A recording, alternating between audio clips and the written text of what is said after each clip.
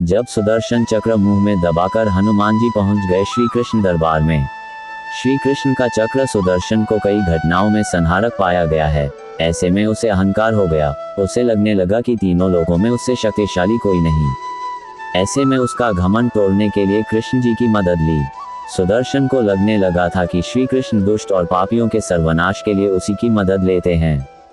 श्री कृष्ण को पता चला तो उन्होंने तय किया कि सुदर्शन का अहंकार तोड़ना ही होगा। ऐसे में उन्होंने हनुमान जी की मदद ली। कृष्ण जी के याद करते हुए हनुमान समझ गए कि उनके प्रभु श्री राम और श्री कृष्ण एक ही हैं, इसलिए वो बिना देरी द्वारिका चल पड़े। यहाँ श्री कृष्ण से मिलने के बजाय वे राज उपवन में घुस गए। यहाँ अशोक वाटिका की तरह की वृक्षों पर बड़े मीठे रसीले फल मिले तो भूखे बजरंग बली ने उन्हें तोड़कर खाने लगे। पेट भरने पर फलों को तोड़कर फेंकने लगे। इसका पता कृष्ण जी चला तो उन्होंने सेना को आदेश दिया कि वानर को पकड़ लाएं। सैनिकों ने हनुमान जी को ललकारा, कहा कि क्या तुम्हें नहीं पता कि यहाँ का राजा कौन है? यहाँ के राजा श्री कृष्ण हैं, वो तुम्हें बुला रहे हैं। इस पर महाबली ने क्रोध का नाटक किया और कहा, कौन कृष्ण? मैं किसी नहीं जानता। मैं सिर्फ प्रभु श्री राम का सेवक हूँ। जाओ अपने राजा से कह दो मैं नहीं आऊंगा। क्रोधित सेनानायक ने कहा कि तुम साथ नहीं चलोगे तो जबरदस्ती ले जाऊंगा। वह हनुमान जी पकड़ने आगे बढ़ा तो हनुमान जी ने सारी सेना ही पूंछ में लपेटकर राजमहल में फेंक दी। घबराए सेनापति ने श्री कृष्ण को दरबार में आकर आप बीती सुनाई तो कृष्ण ने सेनापति से कहा कि वानर से कहिए कि श्री राम बुला रहे हैं। ये सुनकर सेनानायक हनुमान जी के पास चला गया। इधर श्री कृष्ण ने सुदर्शन चक्र को आदेश दिया कि तुम्हें द्वार की रखवाली करनी है। ध्यान रखना है कि कोई बिना अनुमति अंदर ना आ पाए। कोई बिना आज्ञा आने का प्रयास करे तो वध कर देना। ये सुनकर सुदर्शन चक्र द्वार की रखवाली करने लगे। इधर श्री कृष्ण भी जानते थे कि श्री राम का संदेश सुनकर हनुमान जी एक पल भी नहीं रुक सकते हैं। सेनानायक ने हनुमान जी से कहा कि श्री राम तुम्हें बुला रहे हैं तो हनुमान जी फौरन दरबार के लिए निकल पड़े। लेकिन द्वार पर सुदर्शन चक्र ने उन्हें रोक दिया।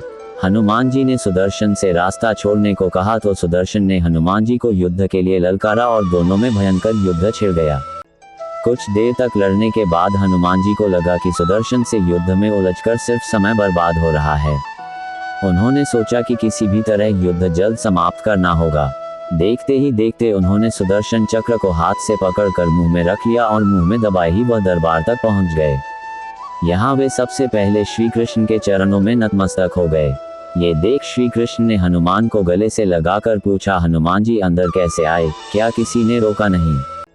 तब हनुमान जी ने बताया कि सुदर्शन ने रोका था, लेकिन आपके दर्शनों में देरी हो रही थी तो मैं उनसे युद्ध में नहीं उलझा, सीधे मुंह में दबा लिया। ये कहते हुए हनुमान जी ने मुंह से सुदर्शन चक्र को निकालकर कृष्ण के चरणों में रख दिया। ये देखकर सुदर्शन चक्र का घमंड शर्म से पानी पानी हो गया। त्रेता युग में जब श्री राम और उनकी सेना को लंका जाना था तब हनुमान जी ने गोवर्धन पर्वत को उठाया था। हनुमान जी ने गोवर्धन पर्वत को उठाने के बाद उन्हें पता चला कि पुल का निर्माण हो चुका है, इसलिए उन्होंने पर्वत को वहीं छोड़ दिया। द्वापर युग में जब श्री राम कृष्ण के रूप में जन्म लेंगे तो कृष्ण गोवर्धन पर्वत को उठाएंगे। ये बात हनुमान जी ने पर्वत को बताई थी। द्वापर युग में भगवान श्री कृष्ण ने गोवर्धन पर्वत को अपनी छोटी उंगली पर उठाकर हनुमान जी के वचन को निभाया था। एक बार कर्ण और अर्जुन के बीच युद्ध चल रहा था। इस युद्ध में कई बार श्री कृष्ण को भी बाण लगते गए। हनुमान जी क्रोधित हो गए और उन्होंने कर्ण को मारने के लिए उठ खड़े हुए। हनुमान जी की गर्जना सुनकर कौरव सेना भाग खड़ी हुई थी। वहीं पांडव पक्ष की बारी थी, लेकिन हनुमान जी की गर्जना के डर से वे भी भागने लगे थे। हनुमान जी को भगवान राम ने अमृतत्व का वरदान दिया था, इसलिए वे कलयुग के अंत तक पृथ्वी पर रहेंगे। जब भगवान श्री राम के लंका जाने के लिए समुद्र पर सेतु बांधने की तैयारी चल रही थी तब श्री राम जी की इच्छा समुद्र सेतु पर शिवलिंग स्थापित करने की हुई। उन्होंने हनुमान जी से कहा कि मुहूर्त के भीतर काशी जाकर भगवान शंकर से लिंग मांग कर लाओ। हनुमान जी क्षण भर में काशी पहुंच गए। इस पर उन्हें गर्व का अनुभव होने लगा। श्री राम जी को इस बात का पता लग गया। उन्होंने सुग्रीव को बुलाया और कहा कि मुहूर्त बीतने वाला है, अतएव मैं रेत से बनाकर एक लिंग स्थापित कर देता हूँ। हनुमान जी हो गए विफल। कुछ ही समय में हनुमान जी भी पहुंच गए।